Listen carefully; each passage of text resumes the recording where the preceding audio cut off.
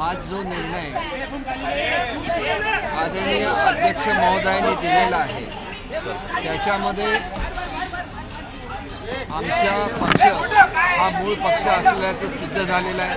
पूर्वी सुद्धा इलेक्शन कमिशनने तोच निकाल दिलेला आहे आणि जी ॲलिगेशन्स करण्यात आलेली होती की आम्ही व्हीपचं उल्लंघन केलेलं आहे किंवा एखाद्या मीटिंगला अनुपस्थित राहिल्यामुळे डिस्क्वालिफिकेशन होतं हे सुद्धा त्यांनी मान्य केलेलं नाही आहे। आणि पक्षामध्ये मतांतर असणं आणि पक्षाचा आदेश मोडणं या दोन वेगवेगळ्या बाबी आहेत हे सुद्धा स्पष्टपणे सांगितलेलं आहे आणि त्याच्यामुळे पक्षांतर्गत सुद्धा लोकशाही असली पाहिजे हे पुन्हा एकदा सिद्ध झालेलं आहे।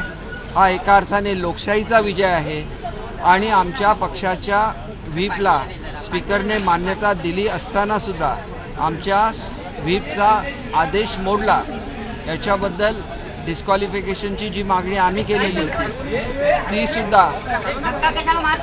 ती सुद्धा त्यांनी अमान्य केलेली आहे। त्याच्यामुळे ती अमान्य होणं हे एका दृष्टीने आम्ही केलेली मागणी ही मान्य झाली नाही याचं सुद्धा थोडंसं जरी आम्हाला वाईट वाटत असलं तरी याबाबत काय करायचं हा अंतिम निर्णय वकिलांची चर्चा केल्यानंतर आमचे नेते श्री एकनाथजी शिंदे साहेब घेतील।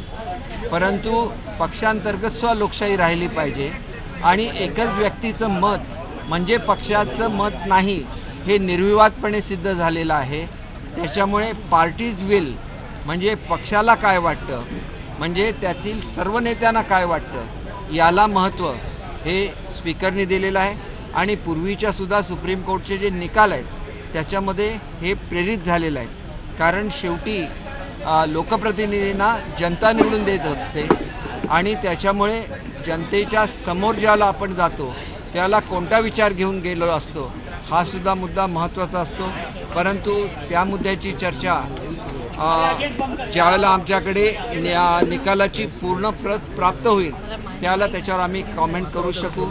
पण आजचा तरी दिवस असा आहे की महाराष्ट्राच्या जनतेने आम्हाला युती म्हणून निवडून दिलेलं होतं आणि तो महाराष्ट्राच्या जनतेने दिलेला कौल आणि त्याच्याबरोबर आम्ही राहिलो पक्षाच्या विचारसरणीबरोबर राहिलो आणि एकच व्यक्तीला स्वतः पक्ष म्हणून त्या ठिकाणी मतं देता येणार नाहीत। कलेक्टिव्ह डिसिजन पक्षाचा असायला लागेल आणि पक्षामध्ये सुद्धा लोकशाही असायला लागेल हे त्या ठिकाणी आलेलं आहे। आणि 1999ची जी घटना आहे 2018 मध्ये ज्या दुरुस्त्या केल्या त्यासुद्धा या ठिकाणी गृहीत धरलेल्या नाहीत आणि त्याच्यामुळे एका अर्थाने आम्ही जे सांगत होतो की नवीन जी घटनेमध्ये दुरुस्ती केलेली आहे ती लोकशाहीला पूरक नाही त्याला इलेक्शन कमिशनची मान्यता घेतलेली नाही हे सगळे मुद्दे त्या ठिकाणी मान्य झालेले आहेत आणि त्याच्यामुळे या निकालामुळे लोकशाहीला प्रेरणा मिळेल। पक्षातले निर्णय हे सुद्धा लोकशाही प्रक्रियेमधून घेतले गेले पाहिजेत हे पुन्हा एकदा अधोरेखित झालेलं आहे। आपला लोकशाही मानणारा आणि लोकशाहीने चालणारा देश आहे आणि त्याच्यामुळे सर्वत्र लोकशाही पाहिजे पक्षाच्या घटनेमध्ये सुद्धा लोकशाही पाहिजे हे जे काही इलेक्शन कमिशनने पूर्वीसुद्धा प्रत्येक पॉलिटिकल पार्टीला कळवलेलं आहे त्याचीच अंमलबजावणी झाली पाहिजे हे आता निश्चित झालेलं आहे।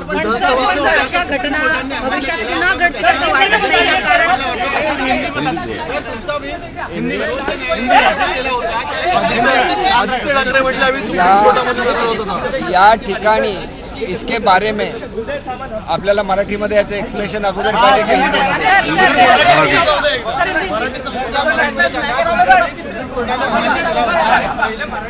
हे बघा आपल्याला काहीतरी चुकीचं इंटरप्रिटेशन हे सुप्रीम कोर्टाच्या निर्णयाबद्दल केलं जात आहे।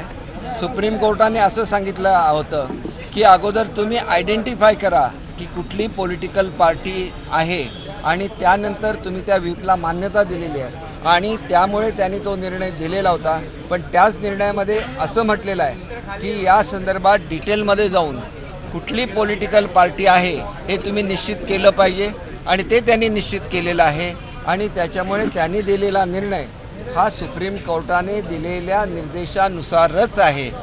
जे वयाने तरुण असतात त्यांना ह्याच्यातलं वाचलेलं नसतं ते अशा तऱ्हेचे कॉमेंट करू शकतात, पण सुप्रीम कोर्टाने दिलेल्या निर्देशाचं कुठलंही उल्लंघन हे स्पीकर महोदयांनी केलेलं नाही। मैं हे या ठिकाणी स्पष्टपणे सांगतो। मैं अभी हिंदी में बोलना चाहूँगा कि ये जो निर्णय है, इस निर्णय से डेमोक्रेसी और मजबूत हो जाएगी। इस निर्णय का तथ्य ये है कि पार्टी में भी डेमोक्रेसी होनी चाहिए और एक ही व्यक्ति पार्टी के सब अधिकार यूज नहीं कर सकती जब तक वो पार्टी से कंसल्ट नहीं करती। और इसीलिए एक लैंडमार्क डिसीजन है जिसमें पार्टी कौन सी सही है, ये जो डिसीजन हुआ वो भी जैसे इलेक्शन कमीशन का निर्णय था उसी हिसाब से सब मुद्दों को एनालाइज करके ये निर्णय दिया गया है। इसलिए निर्णय बिल्कुल सही है। लेकिन इसके साथ ही जो पार्टी में स्प्लिट हुई है वो किस दिन हुई उसके बारे में भी एक्सप्लेनेशन दिया है। उसके बारे में क्या रिकॉर्ड सेक्रेटरीट के पास है उसके बारे में, ये तो सब जो होता है वो प्रूफ्स के आधार से होता है। जो डॉक्यूमेंट्स उनकी तरफ से दी गई थी, जो डॉक्यूमेंट्स हमारी तरफ से दी गई थी, उसका सबका एनालाइज किया गया है। और डॉक्यूमेंट्स में भी किस किस डॉक्यूमेंट में डिस्क्रिपेंसी है उसे भी साफ तौर पे कहा गया है। इसलिए ये सब जो निर्णय हो गया है इसकी वजह से डेमोक्रेटिक कंट्री तो हम है ही है, लेकिन इसके साथ जो भी पॉलिटिकल पार्टी इंडिया के अंदर काम करती है उनको भी इंटर डेमोक्रेसी उनके पॉलिटिकल पार्टी में भी रखनी चाहिए। इसका क्लियर मैसेज इस निर्णय से हुआ है। और जो भी पार्टी का डिसीजन होता है वो पार्टी के सब ऑफिस बेरर्स का या तो उस पार्टी का कलेक्टिव डिसीजन होना चाहिए, ये भी अधोरेखित किया गया है। इसलिए हम लोग ऐसा सोचते हैं कि हमारी एक जो डिमांड थी कि जो एमएलएज है जिन्होंने हमारे पार्टी का व्हिप ऑनर नहीं किया था उनके खिलाफ एक्शन ली जाए, वो भी उन्होंने रिजेक्ट किया है। इसके बारे में जो भी डिसीजन लेना है हमारे पक्ष के नेता एकनाथ जी शिंदे अपने वकील से बात करके वो ले लेंगे। लेकिन हमें एक आज खुशी की बात ये है कि हमारा जो बैटल था वो डेमोक्रेसी के लिए था। अगर डेमोक्रेसी में आप सबका सुनते हैं और कलेक्टिव डिसीजन लेते हैं तो वो डिसीजन भी आगे चल के सब जो लीगल रिक्वायरमेंट है उसमें भी वो खरा उतर